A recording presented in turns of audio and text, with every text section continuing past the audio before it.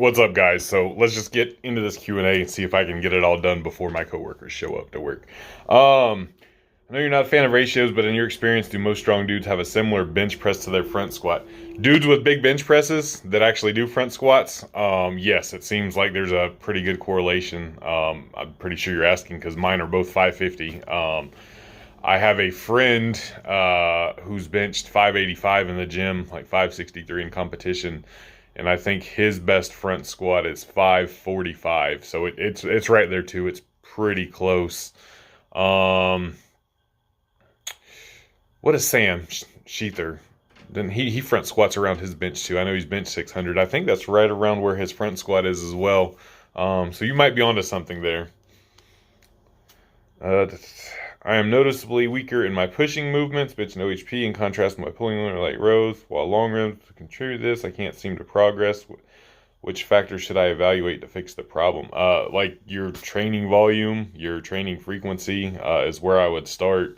Um, generally look there first. If you're only doing like one bench and one OHP a week, I would up the frequency and the volume simultaneously. Would be my first guess. But without seeing your training, I can't say for sure. Snatch grip high pulls or power shrugs for cultivating a yoke thick enough to justify wearing boat neck sweaters. I've never done, well, I have done snatch grip high pulls, but never like with any consistency. And I've never done power shrugs because they just look fucking stupid. So I'll say snatch grip high pulls because I have minimal experience with them compared to zero with power shrugs, and power shrugs look dumb. High pulls look cool as fuck. So always go with what looks cool. Yeah, I've never done really either of those to be able to say for real though. Please more detail on how to structure and program CrossFit. I have a whole video on that on my channel. I can't think of the title of it off the top of my head right now. But I'll try to find the link and put it in here somewhere. How do you avoid wanting to throw up during squats? Does it have to do with cardio conditioning? Yeah, your conditioning is shit, more than likely. What I like to do, and what all my new clients that I intake, I do a conditioning block first, and basically we work rest times down. There's typically like a number of sets and a number of reps, and we'll start at X amount of rest time on week 1, work our way down to X amount of rest time by week 4, with some AMRAPs thrown in to get that conditioning up to par. How to program lifts with added instability while also working on the stable variation. Do the stable variation first while you're fresh. You don't have to kill yourself with it. Use something like Prelipin's chart, and then do the unstable versions after. Heavy eccentric overload for bench press. Is that a waste of time for intermediate lifters? It is not a waste of time, but it is also not necessary. You just got to find how it fits in with your programming. And see how much of a benefit it's going to be to you personally. I know that's a very generic answer, but it is what it is. How can I look at myself in the mirror without achieving a 100-kilo bench press? With your eyes. Don't let all this become your only personality trait. Trust me, you'll be better off otherwise. But just, work hard, and I'm sure you'll get that 100-kilo bench press. My gym is notorious for always having slightly bent barbells. Yeah, same. From misuse. Refuses to get better equipment. In your experience, it's better to switch gyms or talk to the gym owner. Problem is the next gym is 10 miles west. So, we've got a lot of bent bars at our gym too. That's why oftentimes when I'm at the gym, you'll see me benching with the squat bar because it's not bent. But most of our power bars are bent at this point. That's up to you. What I would suggest, if you like the gym and the gym owner's cool, like my gym, I wouldn't trade it for nothing, and I can deal with slightly bent barbells. It's not a super big deal. But sometimes it is annoying, especially like when you're trying to peak or something like that. Maybe look at buying a barbell, buying your own barbell and just bringing it with you. You might get some looks, whatever, we're there to train, right? I have a 20 kilo competition spec Ohio power bar that I keep in my garage gym here with me at work, and if I'm going to do like a USAPL or Powerlifting America not that I've ever done a powerlifting American meet, but if I were, like, I would take that bar with me to the gym, and use it for peaking and getting ready for the meet, and then bring it back here because I don't leave it there for the weirdos to fuck with. I would look at getting your own barbell and taking it with you, or seeing if the gym owner will allow you to like lock it up somewhere at the gym so you can leave it there, and locked up, and you can have access to it when you need it. Uh, I am not familiar with the Bilbo method or Jesus Varela, uh, but that's a pretty impressive bench. Do I have favorite cuisine food from other countries? So I talked about this before on a live stream.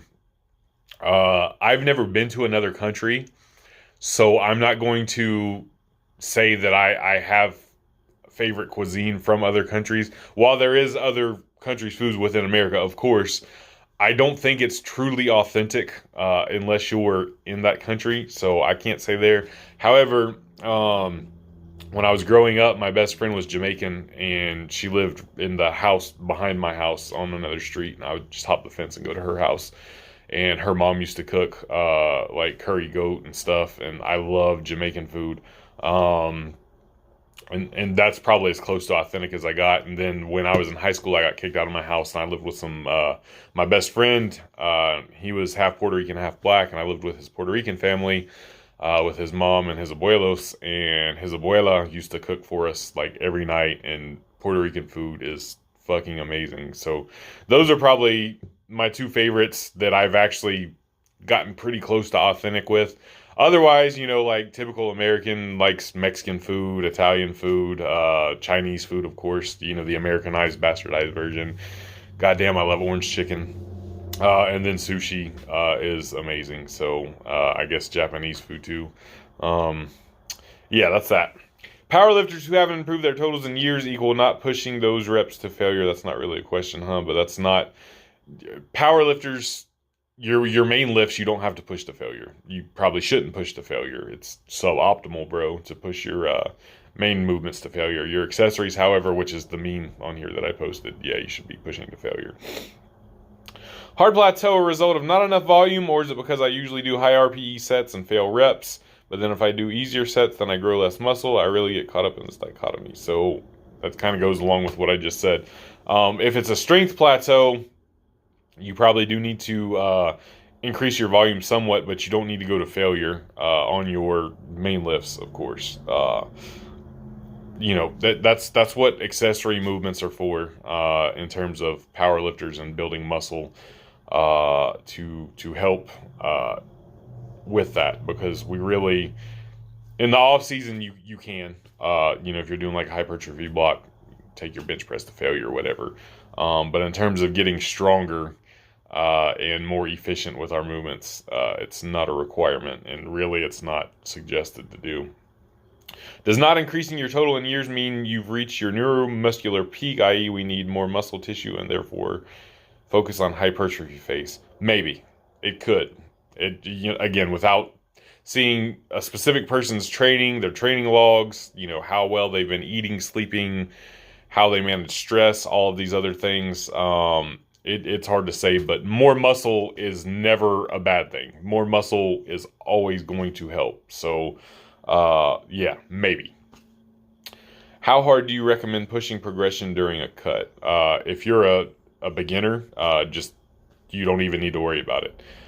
Even probably like up to intermediates. Now, if you're kind of a late intermediate going on advanced, what I like to do, a strategy I found that's worked for me and I suggest to other people, and I've seen other people have success with it too, is like picking novel movements that you haven't done before, because then you're going to progress just by the nature of it being novel.